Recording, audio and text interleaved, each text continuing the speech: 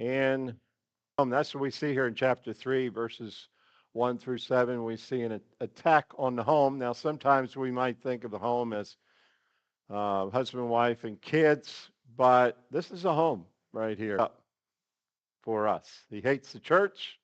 He hates the individual Christians. He just hates. He's all about hate. He's all about murder. He's all about lies. He's all about deceit. When I was a boy, I got hold of a deck of cards that I really liked and I missed. I don't know what happened to them. What made them trick cards, you ask? The card end of each card was slightly and unnoticeably wider than the other end of the card. Maybe you've seen these kind of trick cards.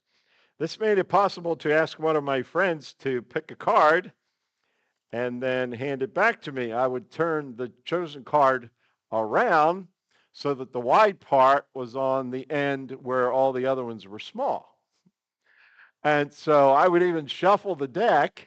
It didn't matter because the wide card, I was able to just slide out with my hand and say, here it is. And they said, wow, how'd you do? Of course, I'd never tell them. And so what was I doing? I was deceiving my friend. That's not a very nice thing to do. But, and you know where I'm going with this, right? The devil is all about deceit. What do they call it? Sleight of hand. But he has an evil purpose in doing it. It's not just a trick.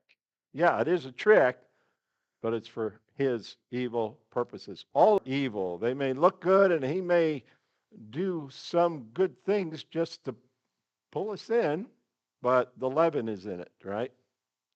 Little leaven leavens the whole lump and makes it bad. So the devil, what are his goals? Number one, as far as I can see, is destruction. That's at the top of his list. Destruction. He wants your soul. He wants my soul. If he can't have your soul, the Lord's got your soul. He just wants to put you out that way.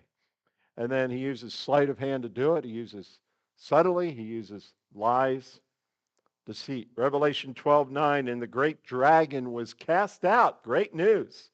That old serpent called the devil and Satan, which deceived. It's not just us. Was cast out into the earth, and his angels were cast out with him. He has many followers.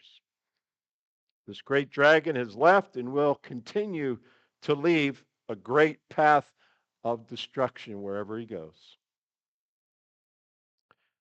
But we know because of the Lord Jesus Christ, his doom has been secured for how long? Eternity. And that's great news. We have not experienced, so in the meantime, we must battle this ruthless, barbaric dragon by God's power. This creature is first specious. Now, I use specious because it's an S word, and I found it in the commentary.